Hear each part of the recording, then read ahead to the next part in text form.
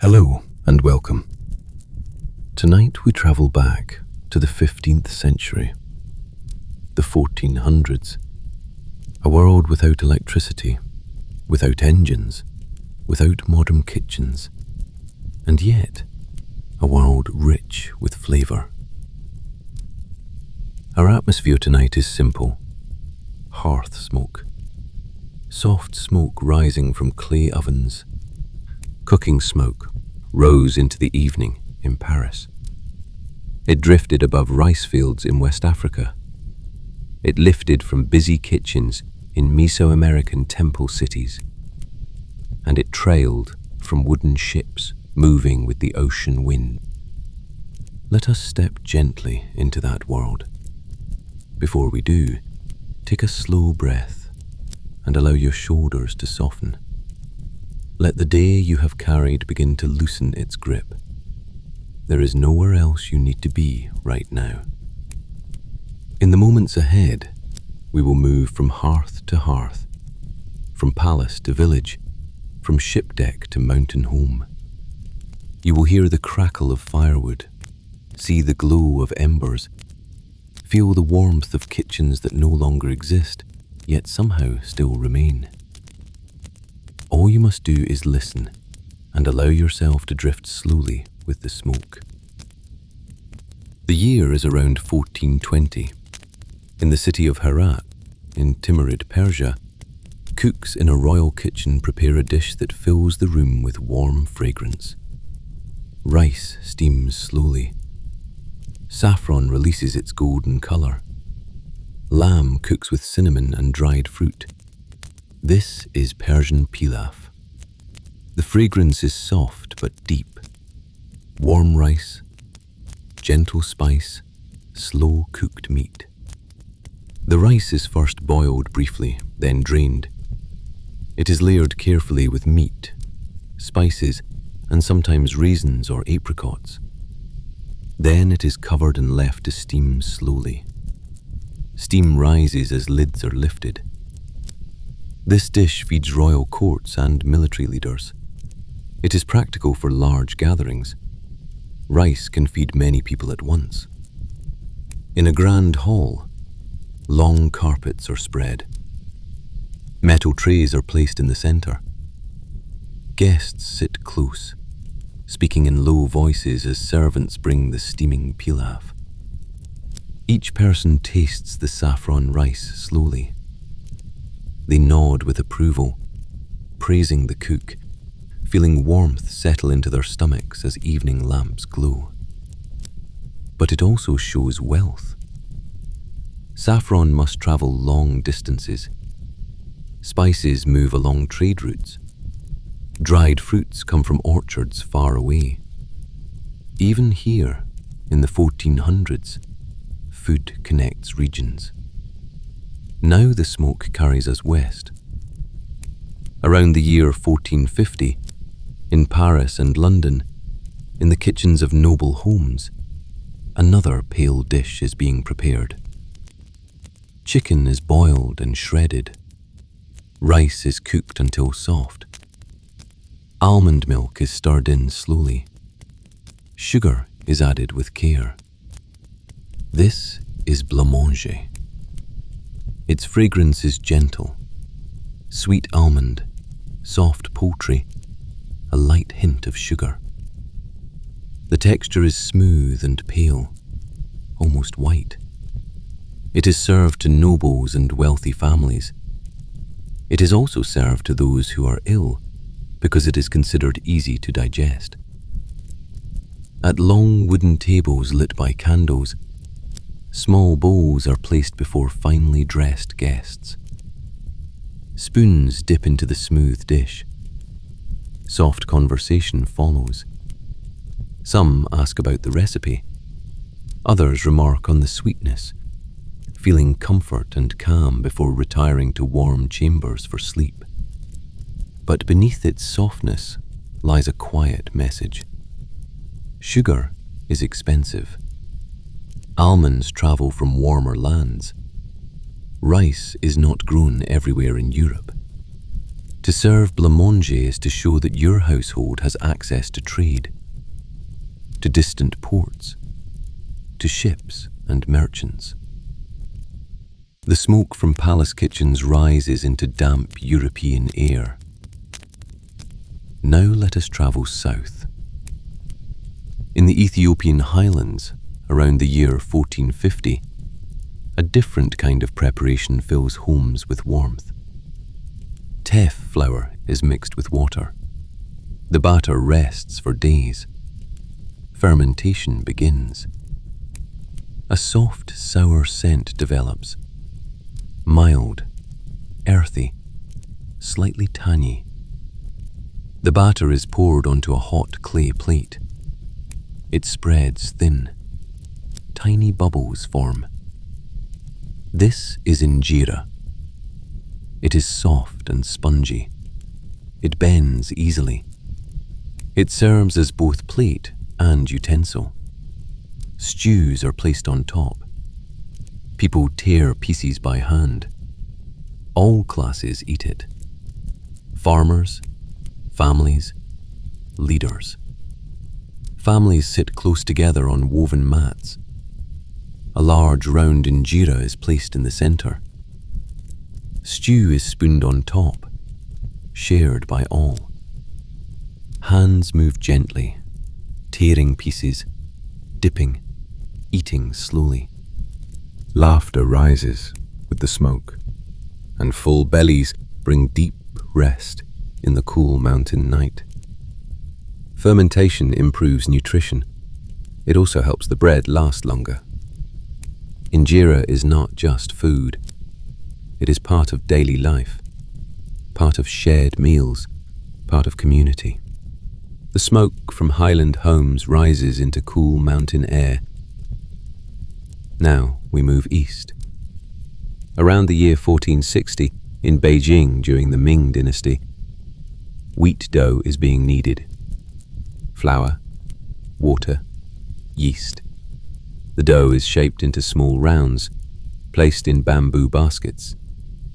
Steam rises gently as the baskets sit over boiling water. This is mantou. The fragrance is simple, fresh wheat, warm and clean. Farmers eat it. Soldiers carry it. City residents buy it from vendors. It is affordable. It is reliable.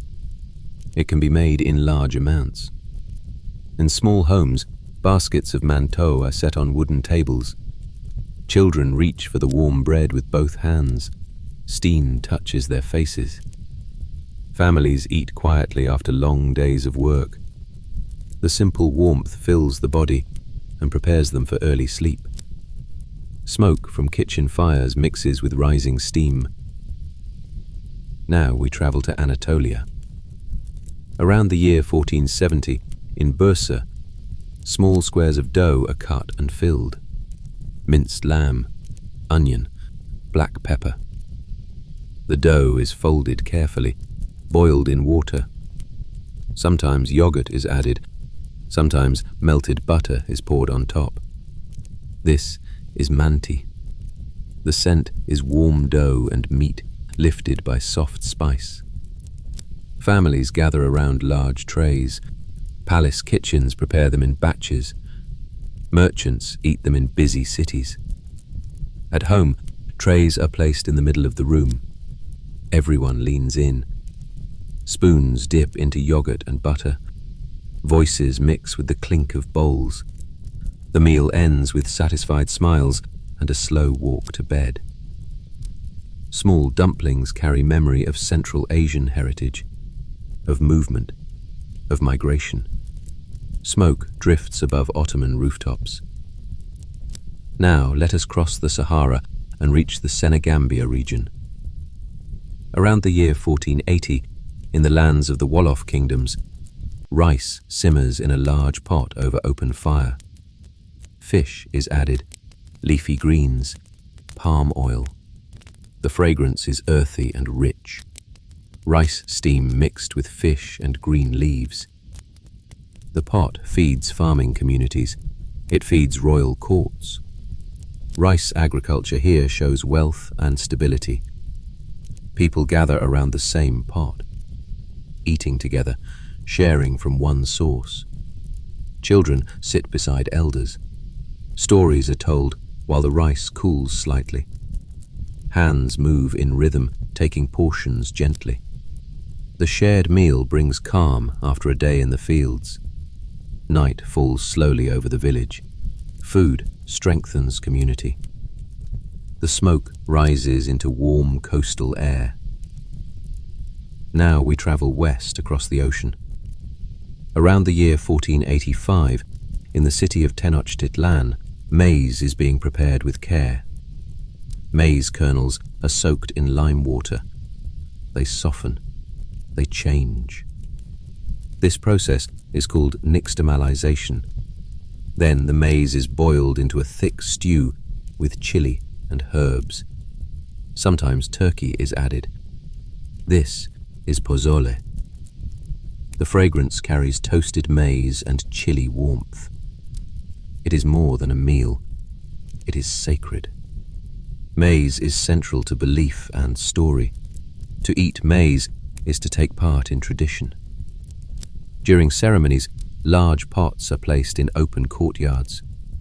Warriors and leaders sit in ordered rows. Bowls are passed carefully from hand to hand. The warm stew strengthens the body and spirit. Afterward, drums fade and people rest under the evening sky. Steam rises from large pots in the great city. Now north to Scotland. Around the year 1475, in rural areas near Edinburgh, nothing is wasted. Sheep organs are minced, mixed with oats, onion, herbs. The mixture is placed inside a cleaned stomach lining, boiled slowly. This is haggis. The fragrance is rich and strong. Meat, grain, herbs. Cold weather demands energy. High calories are needed for survival. Rural families and shepherd communities depend on such meals. In stone cottages, families sit close to the fire. Bowls are filled generously. Outside, wind moves across the hills. Inside, warmth spreads through tired bodies. Heavy eyelids follow a filling meal. Food is shaped by climate, by land, by necessity. Smoke from stone cottages rises into misty hills. Now to Eastern Europe. Around the year 1490, in Krakow and surrounding lands, buckwheat groats are toasted. The scent is nutty and warm. Then water is added. The grains simmer into thick porridge. This is kasha. It feeds peasants. It feeds soldiers. Even nobles eat it. Buckwheat grows in poor soil. It survives harsh weather. Armies can move with sacks of grain. Villages can survive difficult seasons. At wooden tables, bowls of hot kasha are passed from hand to hand. Butter melts slowly on top. Conversation is simple and steady. The warm porridge eases hunger and brings quiet comfort before sleep. Simple porridge becomes quiet strength. Now to West Africa again. Around the year 1480, in the Arkan regions near Bono State, white yams are boiled. The scent is mild and starchy. After boiling, the yams are pounded again and again until smooth, elastic. This is pounded yam. It is shaped into soft portions, served with soups. It is central to harvest rituals, to village gatherings, to daily life. Villagers gather as pounding continues. The sound echoes through the evening. When the yam is ready, portions are shared in a circle. Soup is poured beside it. Laughter rises as night settles over the land. The pounding itself is rhythmic, wood against wood, food made by steady motion. Smoke rises as evening settles. And now we move to the sea. Around the year 1492, aboard Iberian ships crossing the Atlantic, ovens burn below deck. Flour and water are mixed, baked once, then baked again and again, until the bread becomes hard as stone. This is hardtack. The scent is dry, toasted grain. It has almost no moisture. It can last for months. Sailors depend on it. Explorers carry it.